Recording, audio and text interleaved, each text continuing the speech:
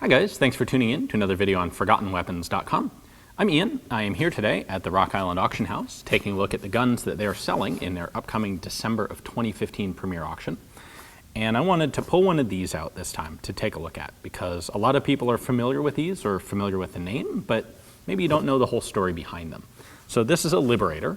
These were in the news in the last couple of years because it was the inspiration for the name for one of the very first 3D printed guns that became available. Well, the original Liberator here is a single shot 45 caliber pistol.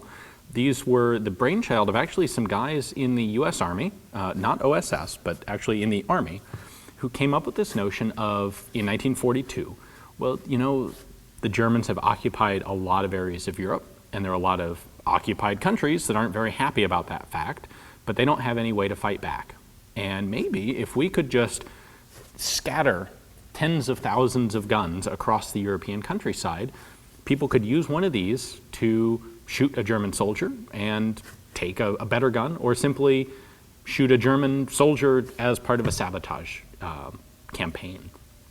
Basically, these guys wanted to give European civilians the means to have some way to fight back. So in March of 1942, this idea kind of first had its genesis, and it did not take long. By the fall of 1942, 1 million of these guns had been manufactured. Literally, the guide lamp division of GM in Anderson, Indiana, got the job to assemble these guys, and in between 10 and 11 weeks, with 300 employees working, they manufactured 1 million of these little guns. In fact, if you average it out, they came to the conclusion that they actually manufactured them faster than you could load them, which is really quite impressive. It's an extremely simple gun. It's all stamped sheet metal, so cheap and quick to make. The barrels are unrifled, because with the intent of this was basically point blank contact sort of shooting. The engineer who designed them was actually George Hyde, who was working for GM. And he was the mind behind a number of other gun projects. He's not a well-known name, but he was active in gun design for the US military and in general around that time period. Now, we'll take a look at how this works in just a moment, but I want to do a little bit more discussion of the history behind these. So the US literally did make 1 million of them, and started talking to the British about sending them to England so the British could then drop them into Europe. We ended up sending 500,000 of these to England, at which point the British asked to cut the supply off. They actually had concerns about being able to distribute them. So a little bit later on, we'd get into some problems with philosophical issues, control issues actually. Kind of British special operations executive wanted to be in charge of the whole project, and when they weren't, they were a lot less interested in participating in it. But one of the concerns that was brought up was the bombers they had available that could be used to drop these into Europe were Whitleys, and apparently the limit was about 600 guns on one sortie, you know, with enough fuel to get to a place where they'd be useful. That's an awful lot of bomber flights just to dump these things. And remember, this is not a primary military objective.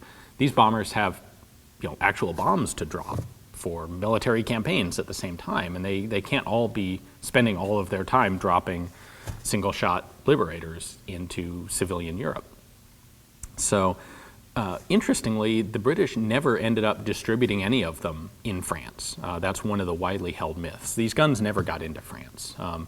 They really weren't ever dropped into Europe, certainly not you know, en masse by air as was originally conceived. SOE did distribute some of them in places like Greece to partisans, but most of the guns were actually destroyed after the war by chopping them up or dumping them in the sea. Now, there were 500,000 sent to England, the other 500,000 stayed in the US, and they kind of bounced around. There wasn't a whole lot of interest in them.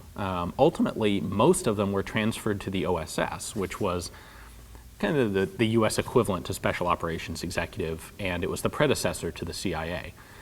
And the OSS was given these guns for free, basically in exchange for finding somewhere to store them, because they'd been in storage at the Frankfurt Arsenal and they were taking up too much space. And the Army was literally getting ready to send them to the scrapyard just to be melted down and recycled. And OSS took possession of them.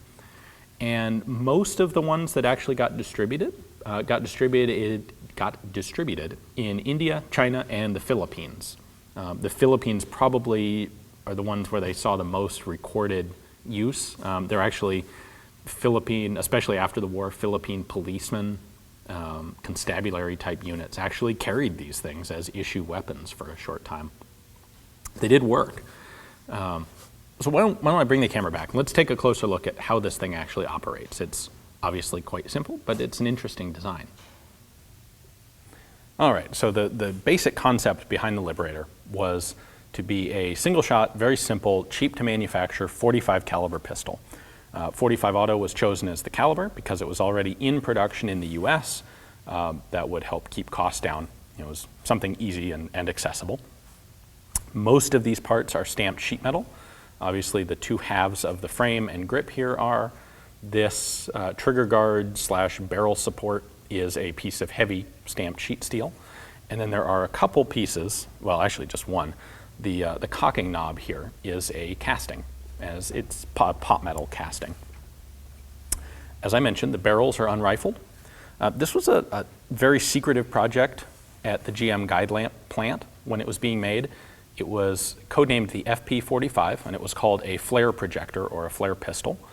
And all of the parts on the original blueprints had non-gun names. So things like the trigger wasn't called a trigger, there was a yoke. This was the tube, not the barrel. Things like that, to try and prevent understanding and knowledge of this project from getting out. Now the way it works is you cock the knob back, and to load it, you actually rotate this out of the way. And then we have our breech block right here is just this piece of stamped heavier sheet metal that lifts up. You drop a cartridge in here, and then you close the breech block behind it. That's it. So this breech plate really is being held in place by this bit of metal. One thing you will see on guns that have been fired a lot is sometimes this metal will start to warp outward. It'll bend back like this. At that point, you really want to stop shooting the thing. It will fail at some point. One of the other areas where these guns will eventually fail is the two panels will delaminate from each other. I've heard some people talk about firing these and actually having, under recoil, the grip comes back and opens up a little bit and pinches the web of your hand, being very uncomfortable. So once you've got a cartridge in there, you can see that there is a hole for the firing pin, and the firing pin is this little guy right here. This top piece is actually just a guide rod. The initial guns did not have it. They didn't have this top element on the cocking knob at all. And one of the problems they had with the first design of the gun was that sometimes this cocking knob would rotate off to one side just a little bit. I can't do it because they fixed the problem. But if this rotated a little bit, when you pulled the trigger, the firing pin wouldn't be perfectly lined up with the hole and it would fail to fire. So they added this guide rod, which runs in this hole in the breech plate. That prevents that problem from occurring. Then when I pull the trigger, this cocking knob drops forward, fires the gun, and boom.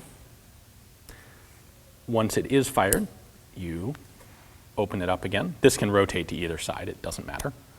You open the breech up, and then you would actually use a stick or a piece of wire or whatever was handy to poke the case out the back of the gun.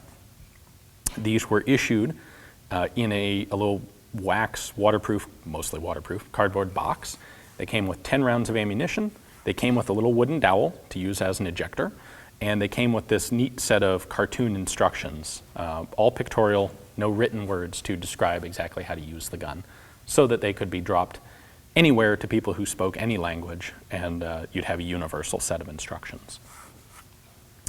Now, another thing that a lot of people aren't familiar with is, or don't realize, is that every one of these pistols was in fact test fired at GM before it was packed up and shipped out.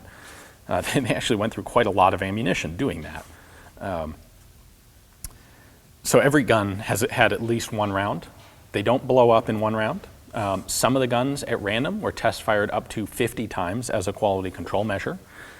In the documentation that I have seen that is more recent than the actual war, 50 rounds is kind of considered the lifespan of a Liberator. At that point, things start to fail. Spot welds will start to break. The grip panels can come apart. You can get some bending in the breech area. They're not meant to be long-term guns. They're meant to be used once or twice, and that's it. And for that purpose, they work very well. Total cost of these ended up being about $3.50 each, which is far less than pretty much any other firearm the US was making at the time. In fact, originally, the concept when they proposed this idea was that you could arm 1 million people in Europe for the cost of a single battleship. Which, that's an interesting way to think about this. Now, I did find there are a couple books out there on the Liberator, and one of them includes some ballistic data from a guy who took an original gun and did a number of test firings with it using standard ball ammunition. And what he found was, well, first off, the barrel, unrifled, on the blueprints has a dimensional tolerance of 0.450 inch plus 0.002. So the barrel could vary from 0.450 to 0.452. Of course, 45 ACP ammunition uses a .452 bullet, so that ensures that you will get a gas seal in the barrel.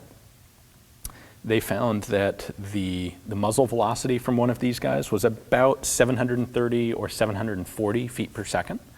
On a standard 45 ACP 1911, you're going to be getting 850 feet per second. So the combination of, well, really, the use of a much shorter barrel didn't hurt the gun's ballistics all that much. A 45 auto, a 230 grain 45 caliber ball round going at 730 feet per second is still quite sufficiently deadly. They did find they were getting about a 12-inch group at 50 feet, which actually is surprisingly decent. That's better than you might expect from a smooth bore pistol like this. However, all the bullets were keyholing. So obviously, without being rifled, this didn't stabilize bullets and they tumbled. Trigger is on his, was about 8 pounds, and this one feels about the same. So, these are actually sort of a reasonably shootable pistol. They're just not designed to have a long lifespan. So just a couple, to put the quantity of these guns kind of in some context, when they were being shipped into Europe, they were planning on how to transport these pistols in the UK, and they were going to do it by rail, and they estimated they could fit 10,000 of these guns in their packaged boxes, 10,000 guns in a boxcar. So 1 million of these guns was going to take 100 boxcars. That's a very, very long train filled with nothing but Liberator pistols. So one other interesting anecdote about these guys, basically all of the assembly was done by Guidelamp. Frigidaire, what we think of now as a refrigerator and appliance company, actually chambered the barrels. That was something that Guidelamp just didn't have the tooling to do. So they shipped tubes, steel barrel blanks to Frigidaire. Frigidaire had 5 Pratt & Whitney reamers that they were running, and they would run a chambering reamer into these and then pack them up and ship them back to Guidelamp. Pratt & Whitney was reaming 600 barrels per hour, which is a phenomenal number of barrels. Just think about that volume going through the plant. That pretty much covers it for the Liberator. There were a number of experimental versions tinkered with, although none of them went into production. They had experiments with actual mechanical extractors on the guns. They made at least one that it was a 2-shot version that had a breech block that could slide back and forth with 2 cartridges in it. None of those versions actually went into any sort of production, though. Well, thanks for watching, guys. I hope you've enjoyed the video. There was a company that put out reproduction Liberator pistols, although I don't know if they're still actually making them right now. But if you would like to have an authentic, genuine Liberator, you can take a moment and place a bid on this one. If you check the link in the text description below, you'll find Rock Island's catalog page on these.